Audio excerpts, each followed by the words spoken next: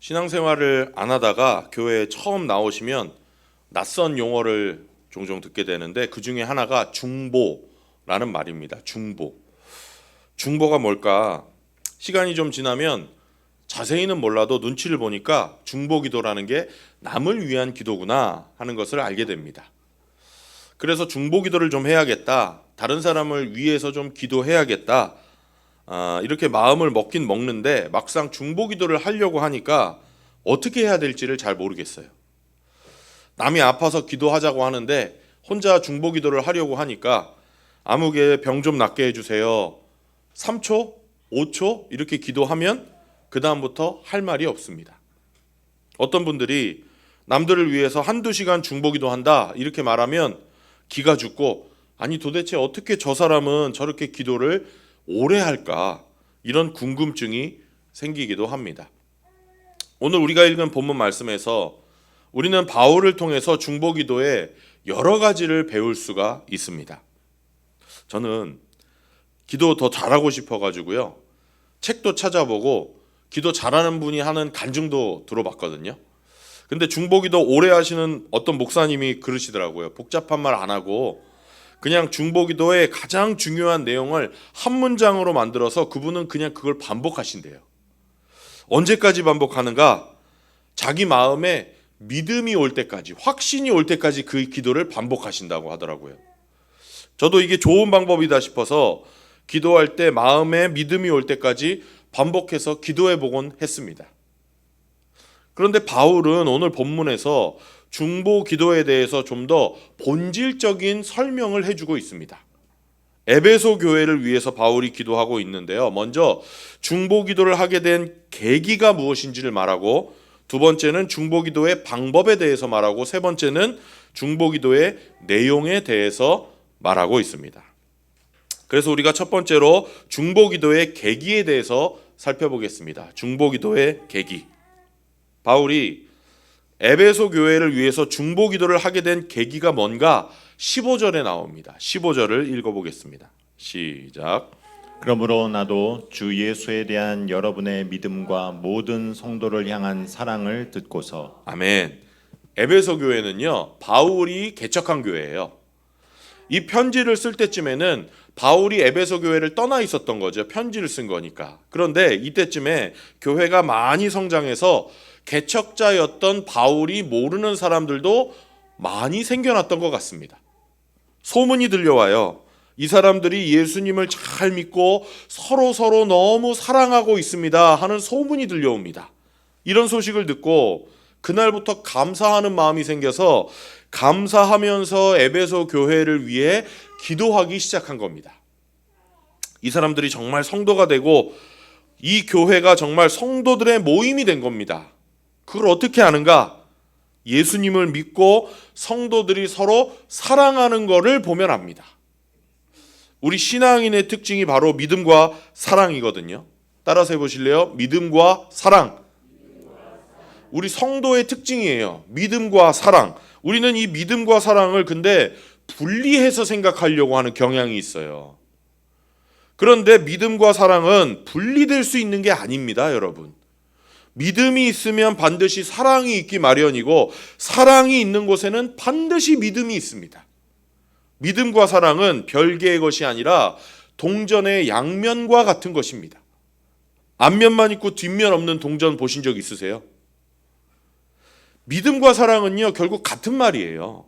그래서 바울이 편지 쓸 때마다 항상 믿음과 사랑을 같이 말합니다. 갈라디아서 5장 6절에 보면 가장 중요한 것은 사랑으로 역사하는 믿음입니다. 이렇게 말해요. 데살로니가전서 1장 3절에서도 바울이 데살로니가 교인들을 격려하면서 하는 말을 여러분 한번 보십시오. 읽어보겠습니다. 시작. 또 우리는 하나님 우리 아버지 앞에서 여러분의 믿음의 행위와 사랑의 수고와 우리 주 예수 그리스도께 둔 소망을 굳게 지키는 믿음을 언제나 기억하고 있습니다. 아멘. 여기는 믿음과 사랑에다가 하나 더 들어가 있는 게 있죠. 소망이 하나 더 들어가 있습니다. 빌레몬이라는 사람에게 쓴 편지를 봐도 빌레몬서 1장 5절에 보면 빌레몬에 대해서 바울이 이렇게 표현합니다. 한번 읽어볼까요? 시작. 나는 주 예수에 대한 그대의 믿음과 모든 성도에 대한 그대의 사랑에 관하여 듣고 있습니다. 믿음과 사랑에 대해서 내가 듣고 있습니다. 이런 말씀들을 보면 결국 믿음과 사랑은 별개의 것, 따로따로 떨어진 게 아니라 같은 것임을 우리가 알 수 있습니다. 어떤 분들은요, 야고보서 2장에 있는 유명한 말씀 때문에 신앙생활 하다가 결단하는데 어려움을 겪거든요. 2장 17절 말씀이에요. 한번 볼까요? 시작. 이와 같이 믿음에 행함이 따르지 않으면 그 자체만으로는 죽은 것입니다. 여기 이 말씀 때문에, 이 말씀에 보면 행함이 없는 믿음은 죽은 믿음이라고 하니까 믿어서만 되는 게 아니라 믿고 거기에다가 행함이 있어야 구원받을 수 있다. 다시 말하면 믿음 플러스 행함, 이렇게 생각하는 분들이 있는데, 야고보가 지금 우리가 구원받기 위해서는 믿음이 있고 플러스 행함이 있어야 됩니다라고 말하는 게 아니에요. 믿음과 사랑은 불가분의 관계, 떨어질 수 없는 관계, 다시 말하면 한 가지입니다. 이 이야기를 하고 있는 것입니다. 우리 야고보서 그 앞부분부터 한번 읽어볼까요? 14절부터 17절까지 한번 읽어보겠습니다. 시작. 나의 형제자매 여러분, 누가 믿음이 있다고 말하면서도 행함이 없으면 무슨 소용이 있겠습니까? 그런 믿음이 그를 구원할 수 있겠습니까? 어떤 형제나 자매가 헐벗고 그날 먹을 것조차 없는데 여러분 가운데서 누가 그들에게 말하기를 평안히 가서 몸을 따뜻하게 하고 배부르게 먹으십시오 하면서 말만 하고 몸에 필요한 것들을 주지 않는다고 하면 무슨 소용이 있겠습니까? 이와 같이 믿음에 행함이 따르지 않으면 그 자체만으로는 죽은 것입니다. 지금 야고보 사도가 무슨 얘기를 하고 있는 거냐면 사랑에 대한 이야기를 하고 있는 거예요. 제가 항상 강조해서 말씀드리는데, 하나님이 우리에게 말씀하시는 사랑, 우리에게 요구하시는 사랑은요, 감정이 아니라 행동입니다.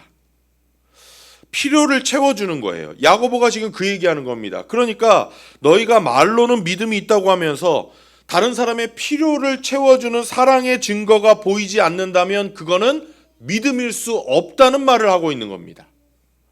즉, 구원받기 위해서는 믿음이 있어야 되고 또 행함도 있어야 된다는 뜻이 아니라 믿음과 사랑은 불가분의 관계다, 떨어질 수 없는 것이다 라는 이야기를 하는 것입니다. 우리 성도님들, 믿음과 사랑을 자꾸 분리시키지 마시기를 바랍니다. 믿음과 사랑이 왜 분리될 수 없는 것인가? 이거는 하나님이 우리에게 주신 믿음의 본질을 이해하면 조금 더 확실하게 알 수 있는데요. 우리의 믿음이라는 게 단순한 확신이 아니에요. 믿음은 신념이나 뭐 그런 게 아닙니다. 물론 그런 면도 있어요. 그렇지만 성경에서 말하는 믿음은 관계입니다. 성경에서 말하는 믿음이 뭐라고요? 관계예요. 신념이 아니에요. 우선적으로 관계입니다. 그래서 내가 예수님을 영접함으로써 하나님의 자녀가 됨으로써 관계 속으로 들어가는 겁니다. 그 순간부터 하나님은 내 아버지가 되시고 나는 하나님의 아들이 되고 딸이 되는 거예요.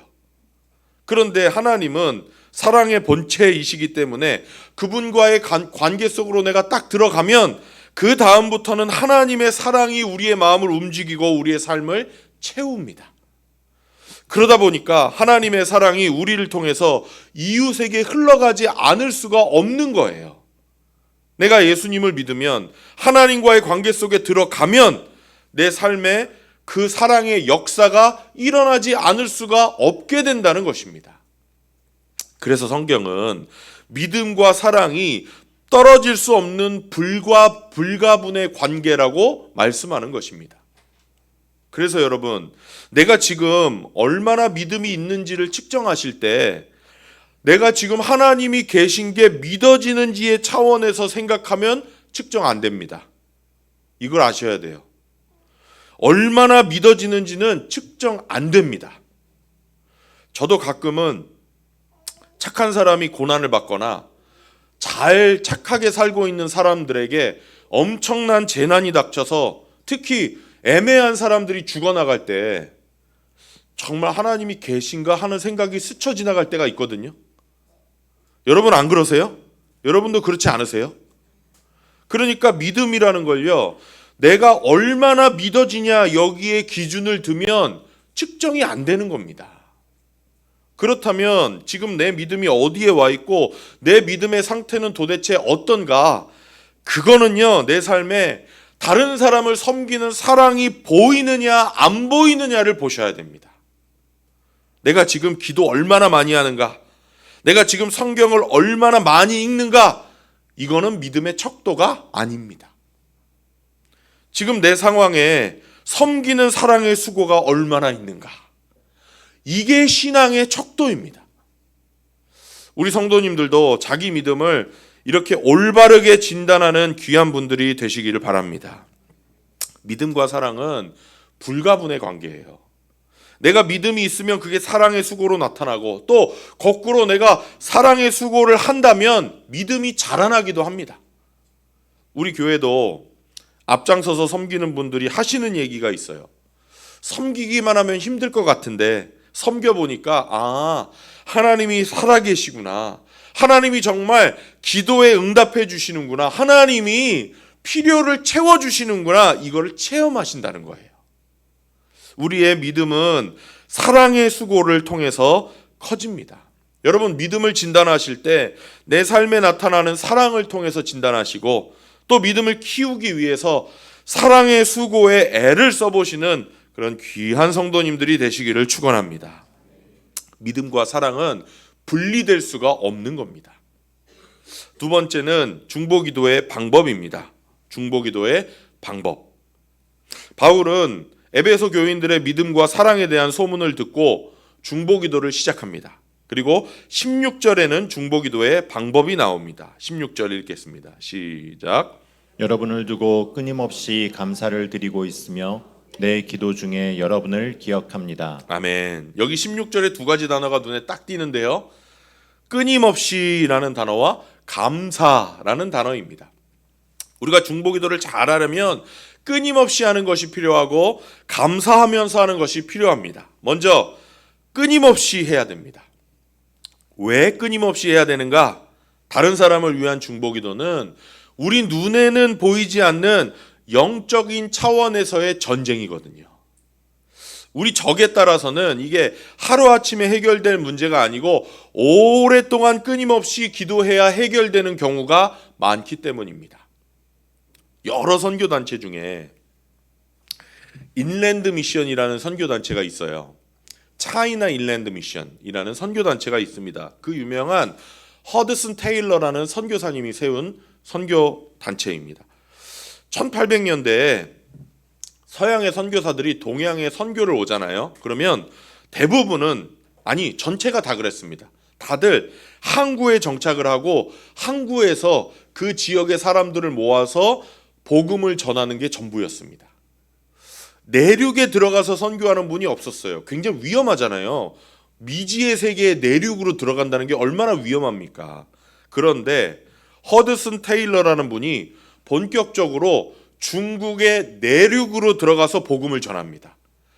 그러면서 중국 선교 사역이 획기적인 변화를 가져와요. 이 인랜드 미션이라는 단체에서 발행하는 간행물에 이런 이야기가 실린 적이 있습니다.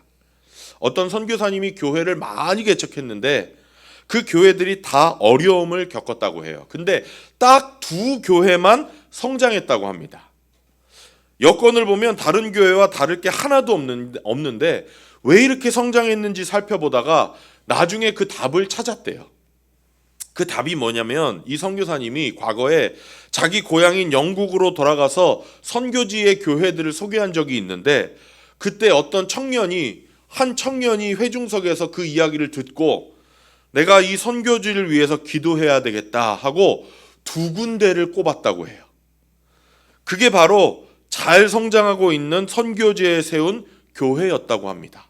그 청년이 하루도 빼놓지 않고 그 선교지의 두 교회를 위해서 기도했다고 해요.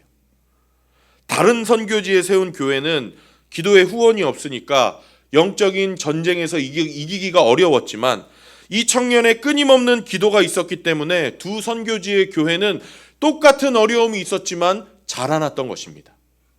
여러분, 이게 바로 중보기도의 능력입니다.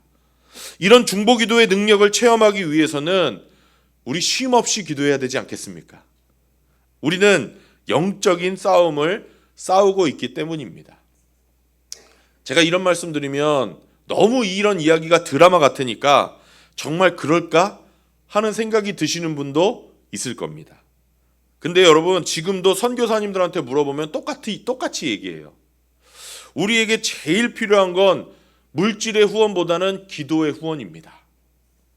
뒤에서 기도 후원자들이 기도해 주냐 아니냐를 금방금방 느낀다고 말합니다. 기도가 약해지면 가족에게 사고가 나기도 하고, 선교사 부부가 우울감에 빠져서 시달리기도 하고, 교회에 문제가 생기기도 하고, 그래서 정상적인 믿음이 있는 선교사님들은 우리를 위해서 돈보다는 기도해 주는 분들이 필요합니다. 이 이야기를 먼저 합니다. 중보기도 할 때 우리는 끊임없이 기도해야 됩니다. 우리가 목장마다 선교지를 정해서 기도와 물질로 후원하는 이유가 그거 아니겠습니까? 하나님이 정말 기뻐하시는 일이라고 저는 믿습니다. 여러분이 목장 모임 마칠 때마다 선교지와 선교사님을 위해서 하나님 앞에 다 같이 드리는 공적인 기도가 이렇게 중요하다는 사실을 기억하시기를 바랍니다. 지금 하는 기도가 당장 열매가 보이지 않는 것 같다고 할지라도 여러분의 기도가 있느냐 없느냐에 따라서 선교사님의 선교사역이 성공하느냐 실패하느냐가 달려있다는 사실을 기억하셔야 됩니다. 내가 기도하는 것이 반드시 차이를 낸다. 나는 지금 영적인 싸움을 싸우고 있다. 이걸 꼭 믿으셔서 중보기도의 능력을 체험하시는 성도님들이 되시기를 축원합니다. 둘째로, 우리가 중보기도를 할 때는 감사하면서 해야 됩니다. 바울은 교회를 위해서 기도할 때 항상 감사기도를 합니다. 바울이 쓴 편지들이 많이 성경에 남아 있는데 가만히 보면 문제가 많은 교회, 감사할 것이 없는 교회를 위해서 기도할 때도요, 바울은 항상 감사를 합니다. 문제 많은 교회 중에서 대표적인 교회가 어딘지 아십니까? 여러분, 고린도 교회거든요. 이 고린도 교회는요, 여러 가지 문제가 있었어요. 근데 고린도전서 1장 4절에 보면 고린도 전서를 쓰면서 시작하는 부분에서 바울이 쓴 거예요. 읽어보겠습니다. 시작. 나는 여러분이 그리스도 예수 안에서 받은 하나님의 은혜를 생각하고 여러분의 일로 언제나 하나님께 감사를 드립니다. 고린도 교회는요, 문제가 우상숭배, 성적인 문제, 교회 안에 이런 문제들이 가득했거든요. 근데 바울은 여러분의 일로 언제나 하나님께 감사를 드립니다. 이렇게 고백해요. 바울이 교회를 위해서 중보기도할 때 왜 이렇게 감사기도를 넣었을까? 아마 제일 큰 이유는 바울 자신이 하나님의 성품을 닮아갔기 때문일 겁니다. 깊은 신앙생활을 해나가면서 점점 예수님을 닮고 하나님의 성품을 닮아가니까 옛날에는 굉장히 비판적이었던 것이 이제는 긍정적으로 되고, 남이 모자라는 것을 지적하기보다는 좋은 점 있는 작은 그것을 칭찬해 줬던 게 아닐까, 저는 그렇게 생각해요. 이렇게 하나님의 성품을 닮아가면서 아마 이렇게 큰 문제와 골칫덩어리 앞에서도 좋은 점이 보이고 감사거리가 보여서 하나님께 감사기도를 했는지 모르겠습니다. 이유가 어쨌든 간에 중보기도 할 때요, 감사기도를 드리는 것은 굉장히 중요합니다. 왜냐하면 남을 위해서 하는 중보기도가 남을 도와주는 게 아니라 잘못하면 저주가 될 수 있기 때문이에요. 우리 교회는 그렇게 기도하는 분들이 없을 거라고 저는 믿는데요. 문제가 많은 교회를 가서 기도하는 걸 보잖아요. 특히 교회 안에서 싸움이 있는 교회, 거기 가서 중보기도하는 거, 대표기도하는 걸 들어보면 이거는 중보기도가 아니라 정죄하는 겁니다. 한번 들어보세요. 우리 아무개 집사님, 자기 중심적인 사고방식에서 벗어나서 남을 사랑하는 사람이 되게 하여 주시옵소서. 이거를 대표기도할 때 한다고 생각해 보세요. 어때요? 아무개 장로님, 교만을 꺾어주시고 겸손한 사람으로 만들어 주시옵소서. 김은택 목사님, 늘 입으로는 사랑한다고 말하는데 진심으로 사랑하는 사람이 되게 하여 주시옵소서. 어떠세요? 이건 기도가 아니라 정죄 아니에요? 그분이 그런 사람인 게 사실이어도 그 기도에 나의 분노가 들어가면 그 정죄 아닙니까? 저는 신앙생활하면서 점점 이 말의 파워를 느껴요. 며칠 전에도 우리 장로님하고 말에 힘이 있다 이런 이야기를 나눈 적이 있는데요. 우리가 내뱉은 말이 그냥 흩어지는 게 아니라 그 자체로 어떤 생명력이 있다고 느껴집니다. 마태복음 10장에 보면 예수님이 제자들을 보내면서 하시는 말씀이 있거든요. 어느 집에 방문하게 되면 이렇게 해라 하시는 장면이에요. 12절 13절 읽어보겠습니다. 시작. 너희가 그 집에 들어갈 때에 평화를 빈다고 인사하여라. 그래서 그 집이 평화를 누리기에 알맞으면 너희가 비는 평화가 그 집에 있게 하고 알맞지 않으면 그 평화가 너희에게 되돌아오게 하여라. 아멘. 우리가 평화를 빌면 그 가정이 평화를 받기에 합당하면 그 평화가 그 가정에 있을 것이고 아니면 나에게 돌아온다는 것입니다. 마치 내가 뱉은 축복의 말이 그 자체로 무슨 생명이 있는 것처럼 예수님이 말씀하세요. 이게 바로 말의 힘 아니겠습니까? 그래서 하나님이 천지 만물을 창조하실 때 뭘로 창조하셨어요? 말로 창조하셨어요. 말로. 우리가 빌어준 축복의 말이 반드시 차이를 가져옵니다. 그래서 여러분 자꾸만 축복하세요. 우리가 예배할 때마다 시작할 때 인사 어떻게 하죠? 하늘 복 많이 받으세요. 예수님이 그러셨잖아요. 그분이 축복을 받을만 하면 그분에게 축복이 내릴 거고 아니면 어디로 와요? 나에게 돌아온다는 거예요. 그런 면에서 여러분 원수를 위해서도 최선을 다해서 축복하면서 기도해 주시기를 바랍니다. 여러분의 원수가 그 복을 딱 받으면 할렐루야예요. 왜? 여러분의 기도가 응답된 거잖아요. 그런데 그리고 그분이 받을 자격이 없으면 그게 어디로 와요? 나에게 돌아와요.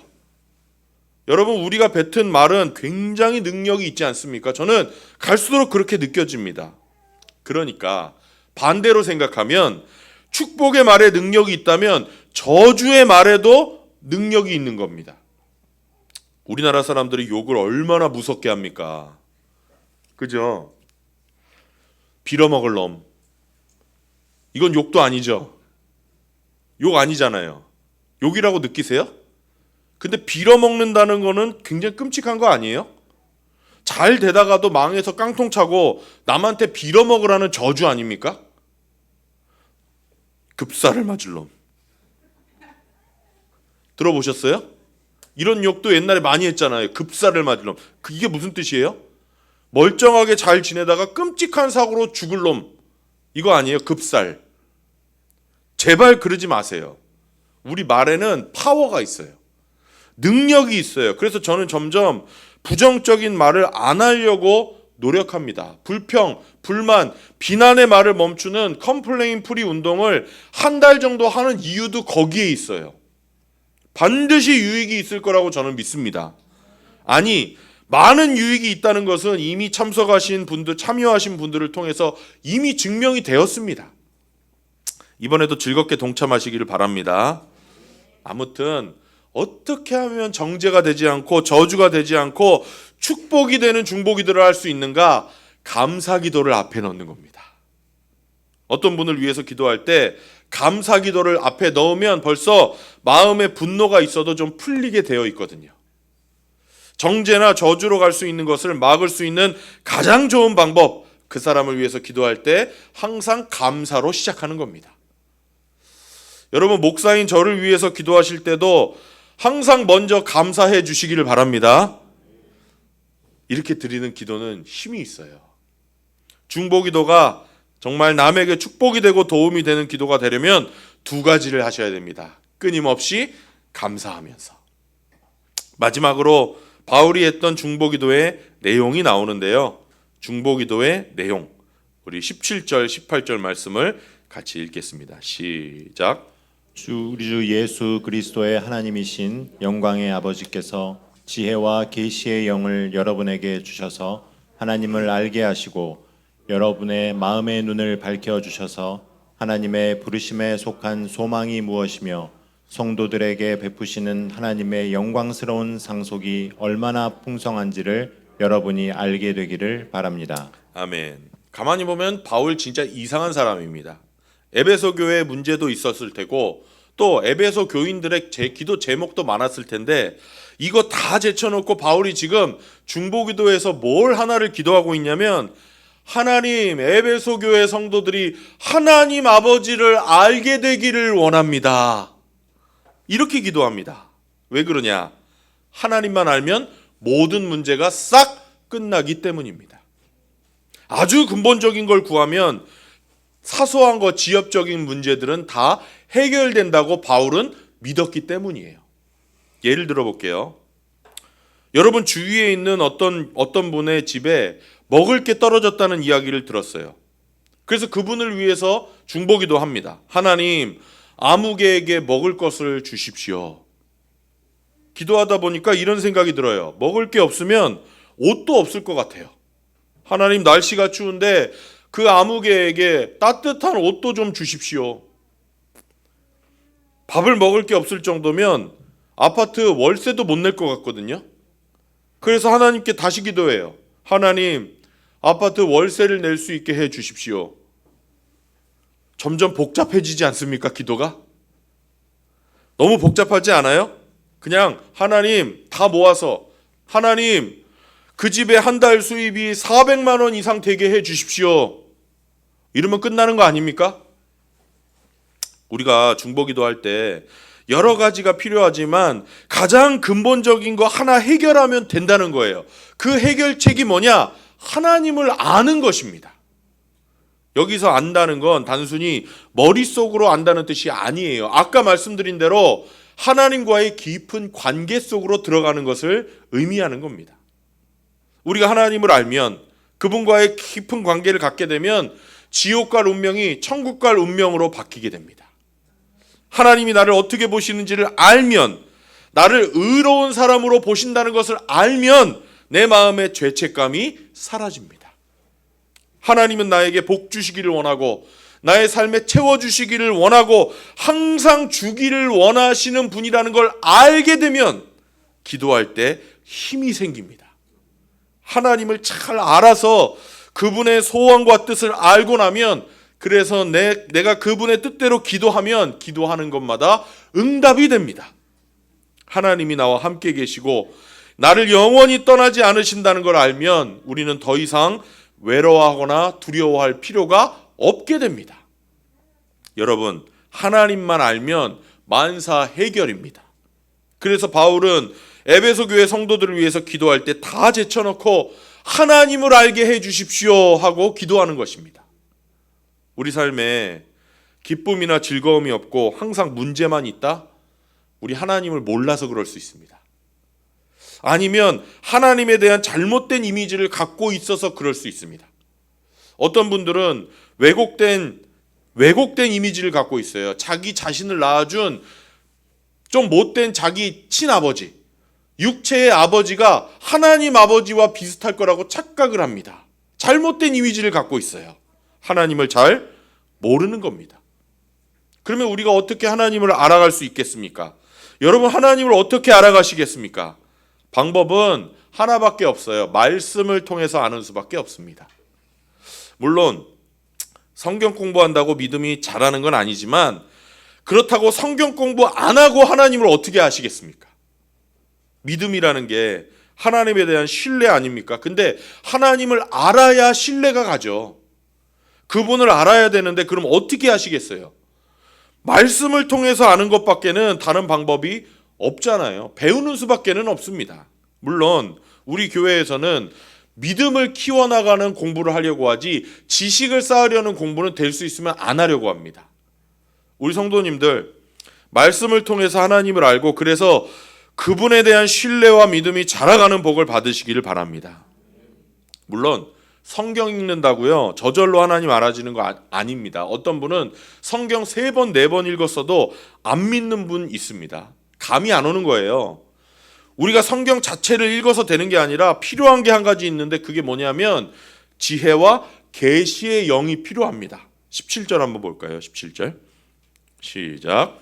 우리 주 예수 그리스도의 하나님이신 영광의 아버지께서 지혜와 계시의 영을 여러분에게 주셔서 하나님을 알게 하시고 지혜와 계시의 영 없이 내 힘으로 성경을 이해한다? 여러분 이거 될 리가 없습니다. 요즘에요 우리 문화가 퍼져가면서 K컬처가 전 세계에 유행하는 거 여러분 아십니까? 전 세계 박물관 중에 세 번째로 많은 박물관 방문객 숫자가 많은 것이 우리나라 국립중앙박물관이라는 거 아십니까? 아세요? 파리에 있는 루브르 박물관, 대형 박물관, 그 다음에 우리나라의 국중박입니다. 미국의 뉴욕에 있는 메트로폴리탄 뮤지엄보다 우리나라가 더 많습니다. 잘 모르시죠? 우리나라가 계속 80년대 후진국인 것 같으시죠? 자연스럽게 한글 배우는 외국인들이 굉장히 많습니다. 특히 젊은 외국인들 중에요. 근데 그거 아세요? 한글 읽고 쓰는 거 이거 전 세계에서 가장 빠르게 배울 수 있는 문자 중에 하나입니다. 한글이 그만큼 위대한 문자예요. 몇 시간만 배우면 책 한 권 읽을 수 있습니다. 대단한 문자입니다. 문제는 읽을 수 있긴 한데 무슨 뜻인지는 모릅니다. 읽기는 쉬워요. 읽는 방법을 배우는 건 굉장히 빠르게 배울 수 있어요. 대단히 과학적인 문자죠. 하나님이 주시는 지혜와 계시의 영, 다시 말하면 성령 없이 성경을 읽는다는 게 비슷한 거, 그거와 비슷한 겁니다. 읽긴 읽는데 무슨 뜻인지 몰라요. 그래서 성령님이 우리 안에서 역사하셔야 됩니다. 우리가 계시의 영인 성령님을 모셔야 하고 그 다음에 지혜의 영인 성령님께 도움을 청해야 됩니다.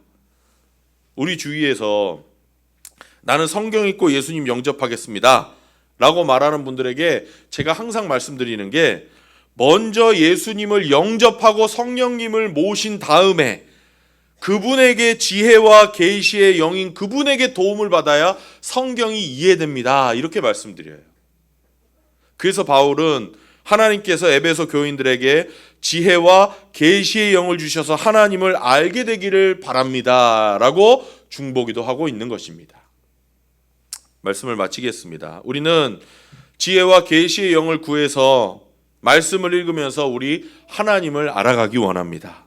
우리가 하나님 알면요 우리 삶의 문제들 반드시 해결된다고 저는 믿습니다.